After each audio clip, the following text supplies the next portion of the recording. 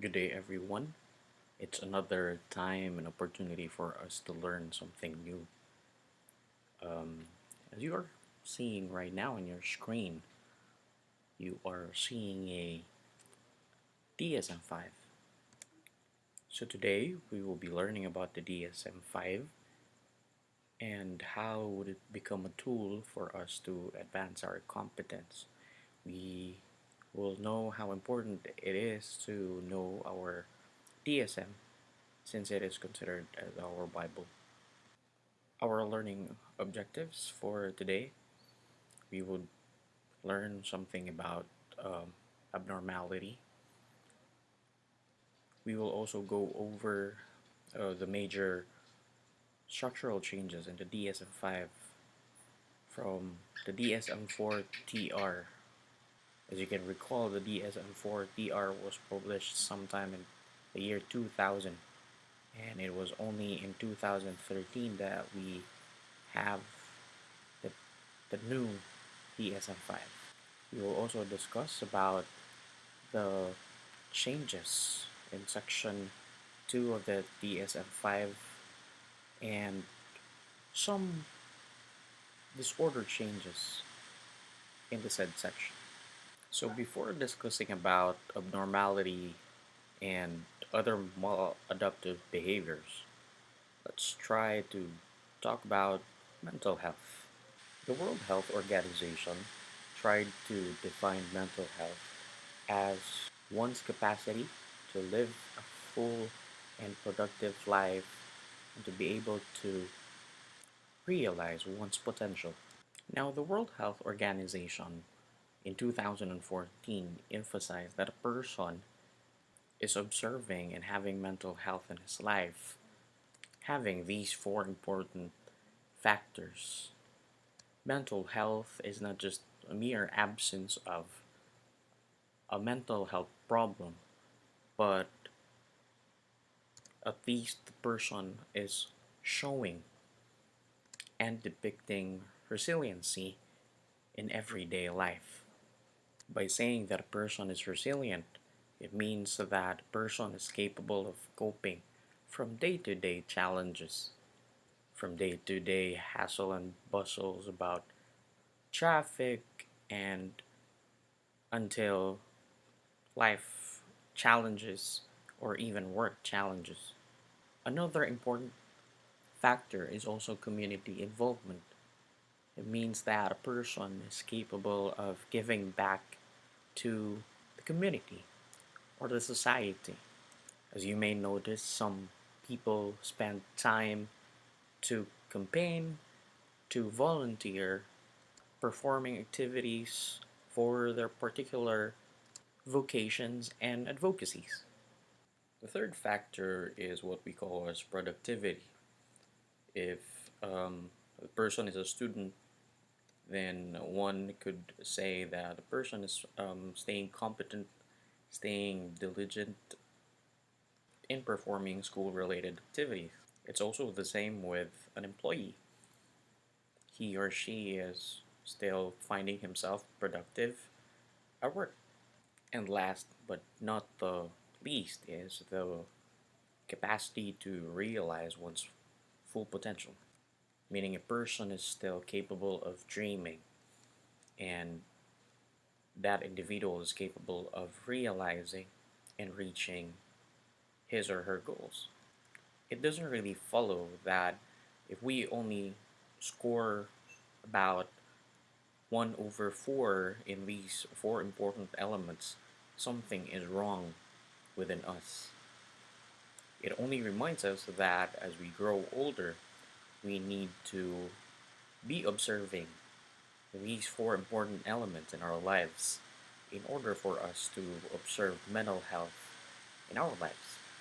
And we don't also have to worry since the World Health Organization did not include love life at the age of 30 or even having a house on a lot at the age of 40.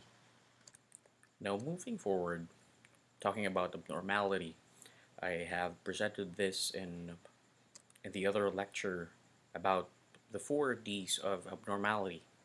So we have deviance, dysfunction, distress, and dangerousness.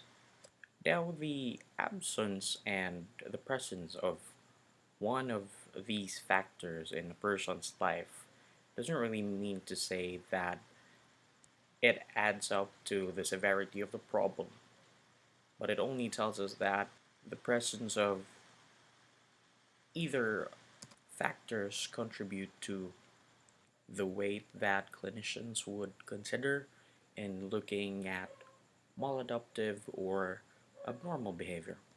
In the lighter side of things, social robots are now created by scientists to study further about autism. Zeno is a robot created by researchers from the University of Texas, and Neo is a robot created from Singapore. Just like the artist Neo could sing, dance, and interact with kids. So, what caught the interest of the researchers is that these social robots are perceived without threat by children with autism spectrum disorder.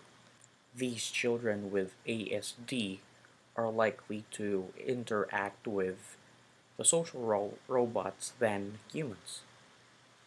Maybe these robots are perceived to be gentler than human beings. So let's now move on to the meat of the discussion for today. So why do we have a DSM? So the DSM is here to assist trained clinicians in the diagnosis of their patients' mental disorders as a part of a case formulation. Assessment that leads to fully informed treatment plan for each individual. So notice the highlighted texts in this particular statement. These are part of the criteria for the mental health professionals to consider and to perform as a workload. Having the DSM is not enough. Mental health professionals must be trained clinicians. And this is actually the main purpose why people get to attend seminars.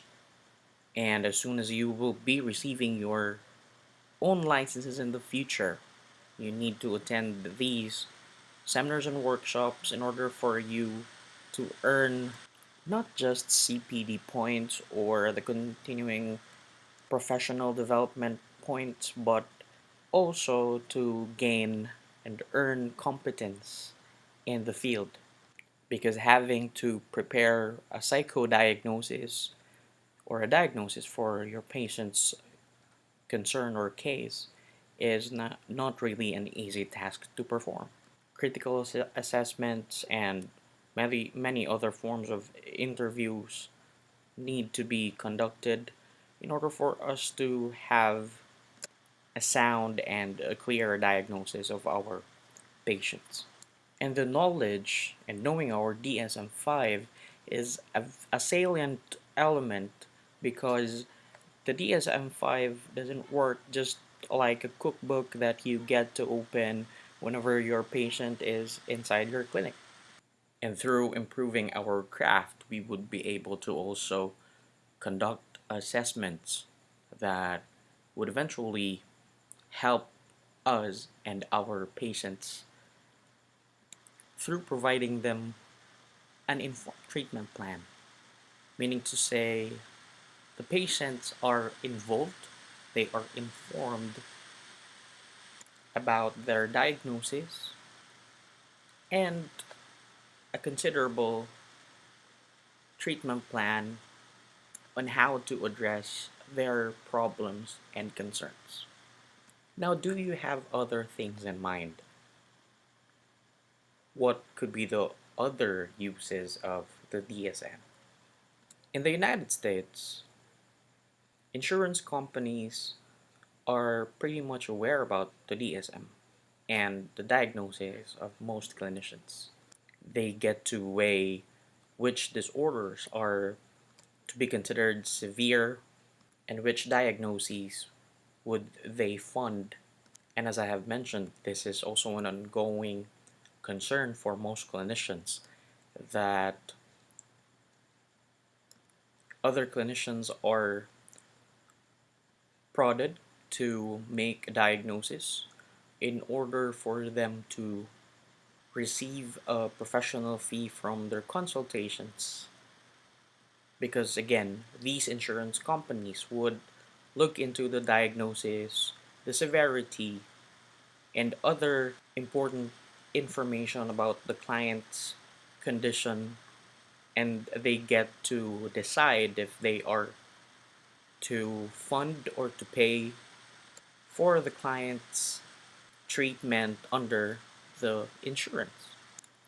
Another use of the DSM is also clinical utility, meaning to say a clinician would be able to understand about the person's condition once the other clinician was able to also provide a psychodiagnosis of the patient's case. Other uses of the DSM include forensic assessment. Under forensics, we have criminal trials, civil cases like abnormal cases, custody, especially for adoption cases. Another would also be eligibility in social programs, meaning to say a community development worker, a politician, or anyone who is working hand in hand in the community could likely be organizing a certain activity that may help people from the community through social programs. So people from the local government could actually organize certain mental health programs and get fundings through it. So you are now seeing a bigger picture of how different entities are being affected and how other sectors are involved each time there is a newer version of the Diagnostic and Statistical Manual of Mental Disorders. Moving forward, we now have an understanding about the DSM, and having it is as an essential part of being a clinician. Now we will be talking about counselors and the DSM. It may be undeniable that other clinicians might say that they are not really comfortable being or following the disease model because they hate diagnosing the patient's condition. We could actually settle in the preventative side, which we get to also do do our part by preventing things to happen. And these clinicians prefer doing preventative work than diagnosing their patients, and that's okay. But still, to summarize this presentation, this slide perhaps, um, the idea is that having the DSM is to give an idea to counselors and to clinicians on how to recognize pathology when you are in the same room. It is also safe to say that having a knowledge about the DSM and reaching your knowledge on how to diagnose specific conditions of the patients is likely an advantage, a working advantage against other clinicians or other psychology majors. Moving on, we have the DSM 5 as the paradigm shift. As you may notice, from the DSM 1, which is located on top of the picture, down to the DSM-5, there could be some noticeable physical changes in the said book or books. One thing is that they have omitted the Roman numerals. Funny as it may seem, they get or they intended to also change from Roman numerals to Hindu Arabic numerals, because people get to also lose their understanding, and as Roman numerals increase, they get to also lose their ability to read these Roman numerals.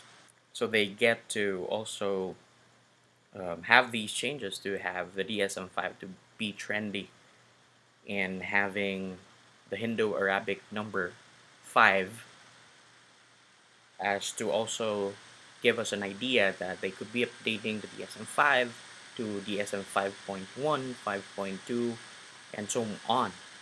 Another thing that they want to also inform us is that they get to update the DSM as frequent as before. As you can see, the DSM-4 TR was published sometime in the year 2000, and the DSM-5 was published in the year 2013. Now, if you have a DSM-4 TR at home and a DSM-5, you may notice that the DSM-4 is quite thicker than the current DSM-5. It could be because of the changes brought by the transition and the changes they have made for the DSM-5. So the DSM-5 is also now more compact than the DSM-4, since some disorders are now being classified under the same cluster, or they are now merged as one particular mental disorder. And going back, the DSM-1 only has some psychoanalytic disorders, a list of some psychoanalytic disorders, and not the in-depth diagnostic criteria which are now found in the current DSM. Back in the years, the DSM-3 was considered also to be a paradigm shift. It was the first time that the clinicians were adapting the medical model, because back in the days, clinicians are likely not to have a consensus in their diagnosis. Before, the diagnosis was more of an art than a science. So, in adapting the medical model, clinicians wanted to also know where their clients would fit with the pre existing symptoms. And with the DSM 3, they have provided for the first time the criteria for the diagnosis, and also clinicians were able to finally have a consensus. And this is also likely what happened in the current DSM-5 that we have right now. Now, back in the days, um, when it comes to intelligence quotients or intelligence levels, the terms idiot, imbecile, or even moron were also present back in the days. And somehow, if you consider these terms to be medical diagnosis, then we need to really change these labels. Can you just imagine that these labels are used by the Three Stooges before, and imagining that they are utilized as medical labels for our patients? Something really must have to be improved. So you can understand that changing the labels, changing the terminologies is like a moving target. updating the language, um, sensitivity, and using terms that are politically correct, which would likely emphasize efficiency and efficacy in some ways. So, some more reasons why the DSM 5 is now considered as a paradigm shift, and other reasons to also justify the changes that had happened from the DSM 4 TR.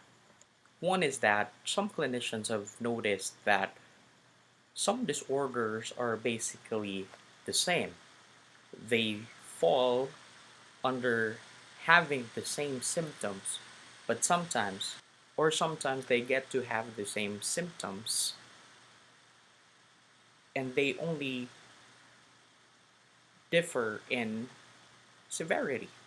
So the clinicians right now are trying, or the experts are now trying to conceptualize similar disorders as one disorder falling on a spectrum of severity.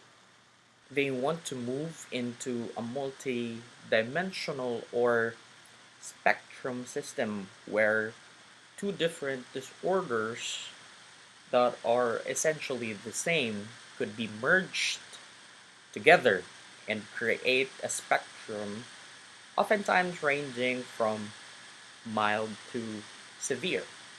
So it tells us that they are trying to have these modifications to be simpler, and it means that we will have fewer mental disorders.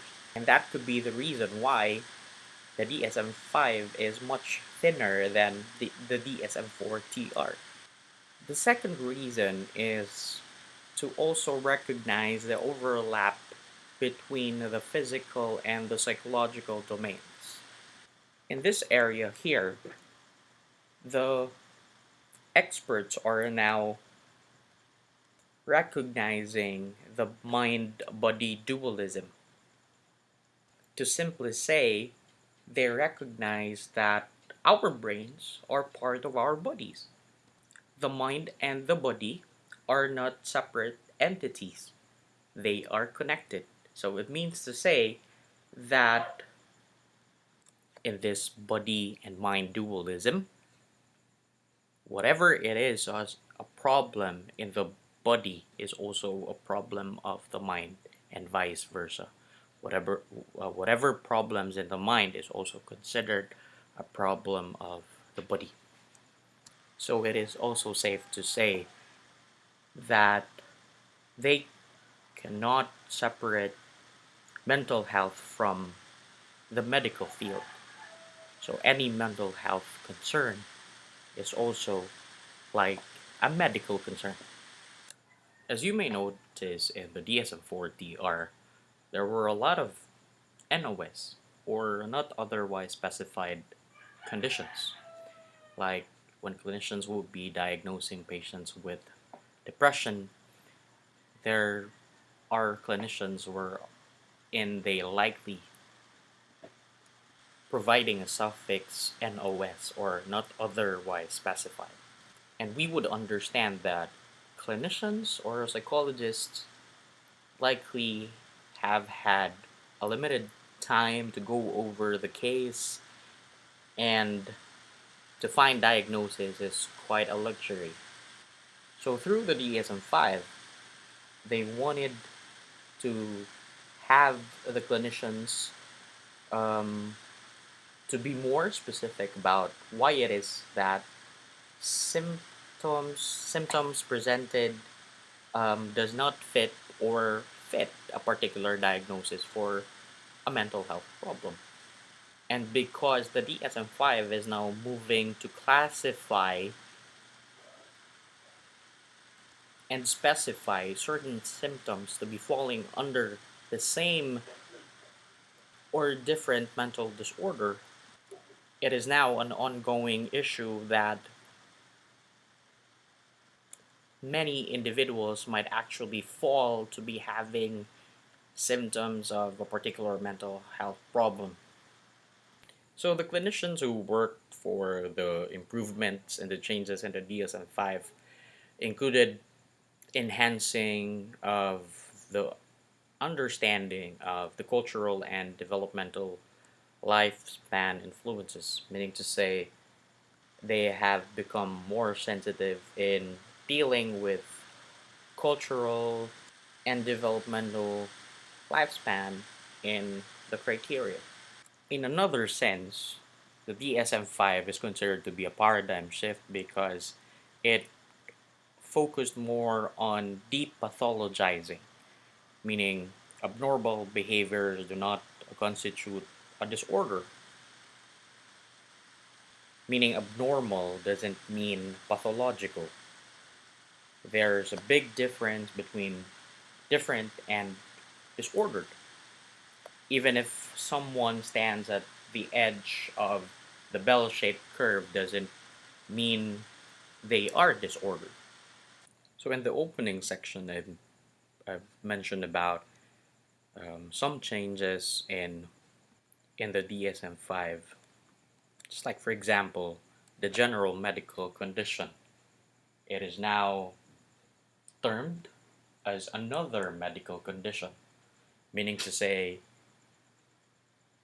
the concept that we just learned earlier about the body mind dualism, they are they are following such philosophy that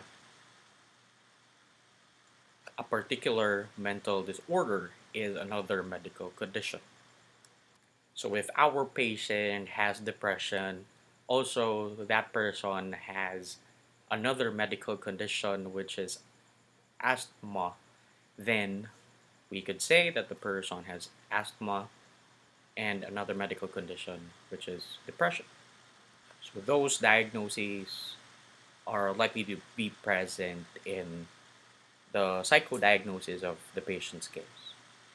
So in the DSM-40R, there was this multi-axial classification system which has about 5 axes. All of them are now omitted. I learned them all before back in college, and I learned them for nothing since they have changed everything in the current DSM-5. Just to give you a brief background of the multi-axial diagnosis or classification system, we have axis 1, wherein all the clinical disorders are to be placed under the box connoting that it is part of axis 1. Axis 1 means these conditions are considered, or mental health conditions are considered to be treatable, curable. Axis 2 is about the diagnosis of a patient's condition which fall under the category untreatable or incurable. So if a patient's diagnosis is actually related to mental retardation or personality disorders, then the diagnosis of the clinician would fall under Axis 2. Axis 3 is about the general medical condition of our patient. So if our patient also has another medical condition, then Axis 3 would be filled up by the clinician with a corresponding code from the DSM-4TR. Axis 4 is about the psychosocial stressors that actually contributed to the person's mental health problem. And we could also find the corresponding codes in the DSM-4TR before. So instead of describing some psychosocial factors, the DSM-4TR used to also have templates for the psychosocial conditions that may likely affect and contributed to the person's mental health problem, just like child parent problem or spouse related problems. And in Axis 5, we could find the GAF score, or which is the third item, the Global Assessment of Functioning. So back in the DSM-4 TR, we are to give a digit for our patient's assessment of functioning. We were given 0 to 100 to rate our patient's functioning. 0 to 50 means that the person's or the patient's condition is likely to be severe, that interventions are necessary, and this GAF score could be the basis for or the reference point of our patient's first day until the current day that we worked with the patient. So it is like the GAF score is like a basis for us to look into prognosis of our patient. But there was only a limited consensus among clinicians in this particular area, meaning it's so hard for clinicians to agree about giving a particular patient, with a GAF score. The APA has also observed that giving the GAF score would likely be a determining factor for a patient to get out from the facility or the mental health facility or not. Meaning to say, the GAF score in the past was just considered to be a determining factor if the patient would stay in the program or not. Meaning clinicians are bound to manipulate if they want their patient to stay. Um, so the APA has decided to change this because they have seen that clinicians would tend to become subjective and increase a little, not too much, when it comes to the GAF score in order for patients to remain and for the mental facility or rehabilitation facilities to continue their operations since clients are staying inside the facility. With the judgment that a particular number does not describe functionality at all, um, we could say that people could be highly functional in some realms and below the curve in other areas, meaning it's quite simple to complex. And you might be raising the question now, if the GAF scores are now omitted from the DSM-5, so how do we know about our patient's functionality? One way to also help us determine our patient's functioning would also be the coding system we could find in the DSM-5. It includes severity in the last remaining digits in the codes of every mental health problem. Another thing that could help us identify our clients' total functioning is now the WHODAS um, 2.0, which is the World Health Organization Disability Assessment Scale. So it is a scale wherein it is to be given to our patient, and our patient is likely to fill up and answer a questionnaire, and it measures 6 domains of functionality, and we could quantify compared to um, the, the GAF score. We could quantify even further about the information in many different areas. As I've mentioned, it's about 6 domains in functionality. So it is more objective than the global assessment of functioning. So moving on, the DSM-5 also changed their definition of a mental disorder, and they specified the change of the definition of a mental disorder to emphasize the paradigm shift. They still define it as a syndrome, meaning it's a conglomeration or combination of signs and symptoms. So a syndrome is a combination of signs and symptoms. But they added the term clinically significant disturbance, which is not just abnormal, but it should emphasize clinical disturbance. They have also become sensitive with the developmental processes. They have also become um, sensitive when it comes to cultural influence, which is likely giving us the idea that a clinician must consider before diagnosing a particular mental health problem, they need to look into culture. If this particular behavior could be considered maladaptive or abnormal for that specific culture before they could say or diagnose a patient to be having such mental health problem.